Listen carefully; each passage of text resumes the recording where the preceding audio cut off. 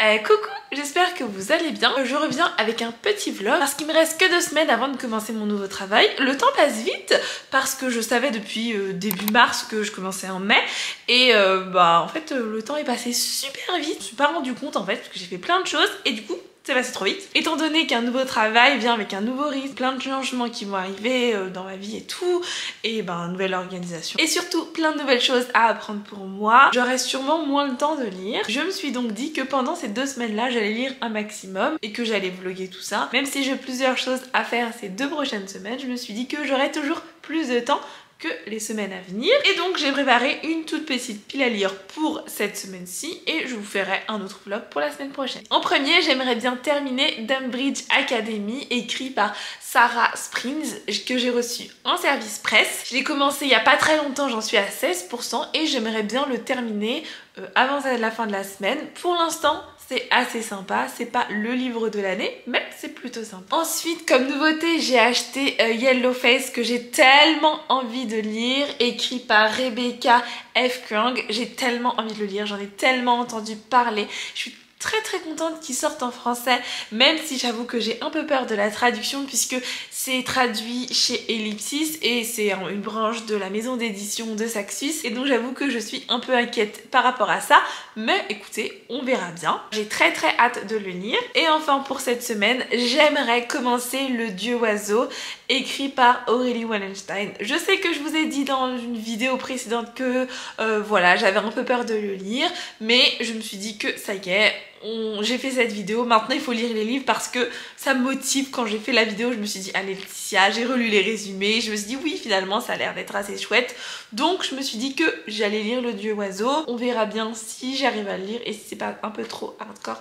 pour moi. Donc voilà pour ma petite pile que j'ai prévue cette semaine-ci. C'est un peu ambitieux mais je me dis que j'aurai peut-être pas l'occasion de lire autant durant ces prochaines semaines, donc autant en profiter. J'ai fait une petite erreur de manipulation et j'ai supprimé un bout de rush et impossible de le retrouver. Je sais pas à quel point YouTube va me censurer et à quel point YouTube tolère certains mots, donc il y a certains mots que je n'avais pas prononcés. Je me suis exprimée plusieurs fois sur les autres réseaux sociaux mais je ne l'avais pas fait sur YouTube. Ça faisait longtemps que je réfléchissais à en parler sur YouTube, j'en avais déjà parlé dans un précédent vlog mais je ne l'ai jamais posté parce que... Pourquoi je ne les avais postés? Je crois que je l'ai jamais terminé ou j'ai fait quelque chose. Bref, c'était juste pour vous parler de ce qui se passe en Palestine en ce moment. Je vais pas dire le mot exact mais... je sais pas quel mot je pourrais employer pour que YouTube ne me censure pas, mais ça commence par un G, vous avez compris. Il y a notamment plusieurs moyens de les soutenir, notamment par des moyens gratuits, relayer les informations, partager les cagnottes. Il y a aussi des sites internet où il suffit juste de cliquer pour les soutenir.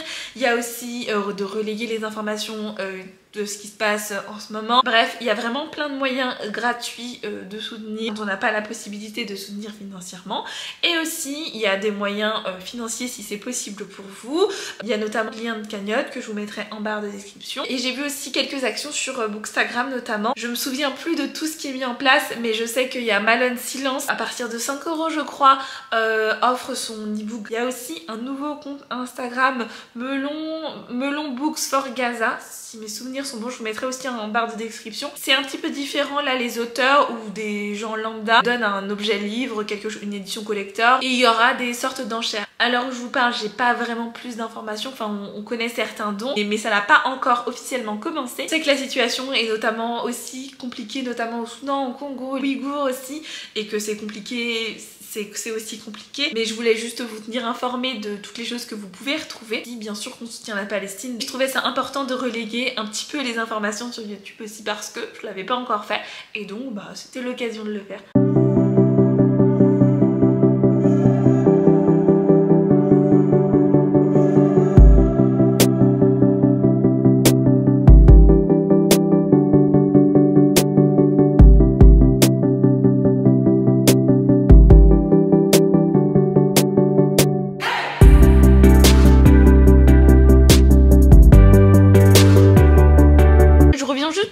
brièvement de mes mes lectures en cours. Du coup, j'ai pas trop avancé comme j'aurais voulu, mais j'ai plutôt bien avancé puisque j'ai lu plus de 60% de Dunbridge Academy. Je suis un peu moyennement convaincue. Ce que j'aime pas trop, c'est que un des personnages est à fond sur l'autre personnage. Enfin, des fois, je me suis dit, ok, je pense que t'es amoureux d'elle, mais je sais pas, respire. Le gars, il est à fond sur la nana, quoi. Genre, il est à fond, genre, oh, il me touche, j'ai des pétillements dans le corps et tout. Moi, je suis là, oui, bon, t'as des pétillements dans le corps. Sinon, mis à part ça, écoutez, ça se lit, c'est plutôt sympa. J'ai pas de truc négatif particulièrement à dire pour le moment. Comme on suit deux points de vue, le point de vue d'Henri et d'Emma, je préfère vachement celui de Emma. Comme je vous ai dit, il est à fond sur la nana.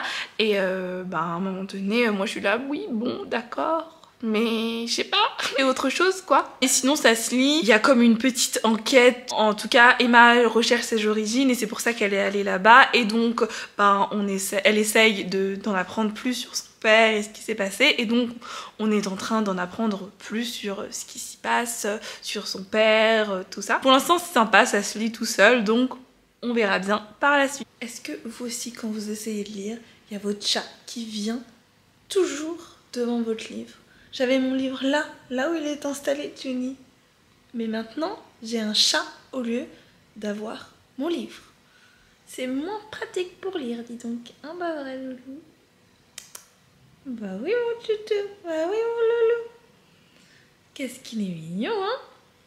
Mais oui, qu'est-ce que t'es mignon. J'ai donc terminé Dunbridge Academy. C'est le tome 1, je crois qu'il y aura des tomes suivants. Mais d'après mes informations, c'est le tome 1. C'est donc une Dark Academia et on va suivre, comme je vous ai dit, Emma et Henri. Emma qui vient dans la Dunbridge Academy et Henri qui y est depuis pas mal de temps. On va suivre leur petite romance et tout. J'ai bien aimé Emma, je l'ai trouvée assez intéressante, mais Henri, pas du tout. Enfin, au début, il est un peu... Ok, c'est quelqu'un qui est assez droit dans ses baskets et tout. Ça se voit qu'il aime vraiment beaucoup Emma. Il est charmé dès le début. Emma aussi, mais vas-y, il est charmé dès le début. Je sais pas trop pourquoi, mais j'ai pas accroché avec son personnage et j'ai trouvé que, bah écoute Henri, ok tu l'aimes, mais j'ai pas détends-toi, enfin...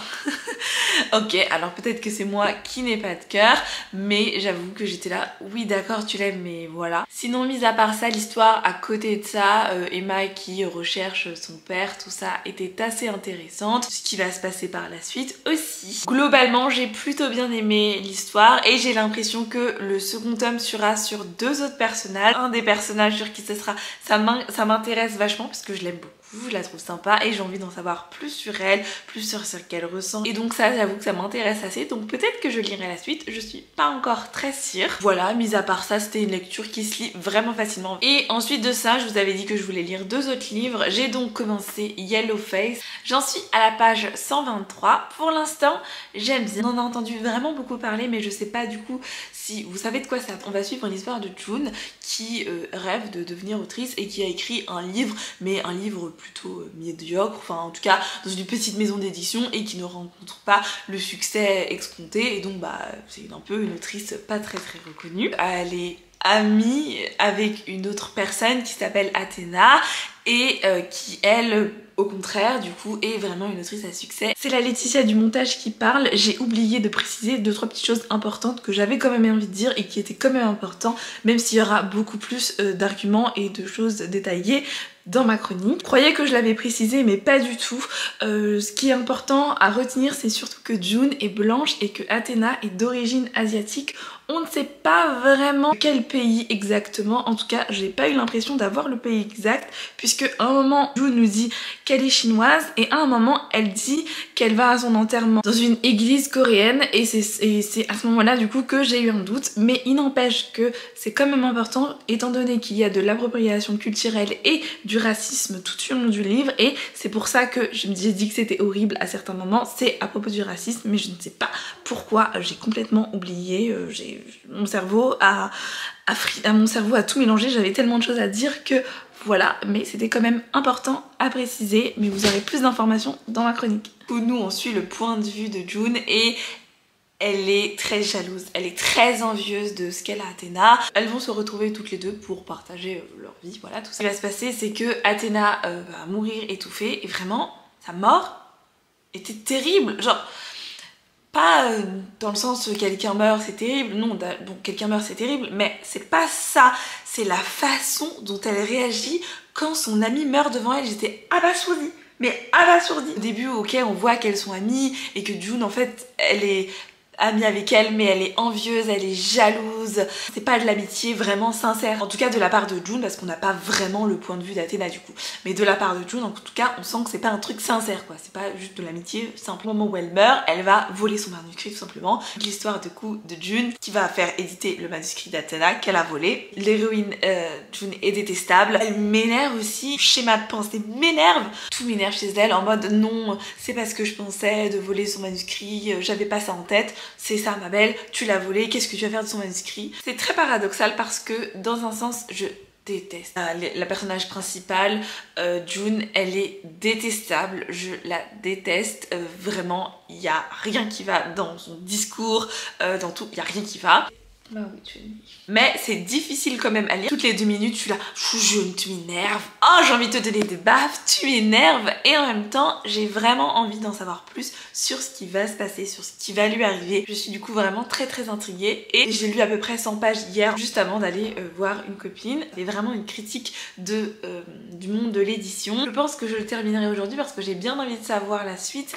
Mais en même temps, je suis pas sûre de terminer aujourd'hui parce que vraiment, June, c'est pas possible. Enfin, j'ai envie de jeter le livre tellement des fois elle m'énerve, mais elle m'énerve et c'est horrible. Du coup je me demande bien ce qui va se passer pour la suite et je suis toujours en train de me poser 12 milliards de questions. Comment on va se rendre compte qu'elle a volé un manuscrit, qu'est-ce qui va, enfin comment ça va se passer et tout. Il y a des propos qui sont vraiment horrible et c'est super dur à lire. J'ai pas fait beaucoup de plans sur ce vlog et pourtant j'aurais pu en faire d'autres mais j'ai pas fait beaucoup de plans. Il faut que j'essaye de filmer un peu plus mais en fait c'est que je me trouve affreuse. Vous vous dites oh c'est des trucs minables et tout, t'es pas affreuse. C'est juste horrible, je sais pas pourquoi je raconte ça mais c'est juste horrible en fait la façon dont l'eczéma fait changer ta vision de toi-même. Je me regarde dans le miroir, je vois mes plaques d'eczéma sur le visage et je me dis mais c'est horrible, le reflet que je vois de moi avec mon eczéma en ce moment est horrible. Je vois mon visage, je vois mes plaques, je me dis mais c'est pas possible Laetitia, mais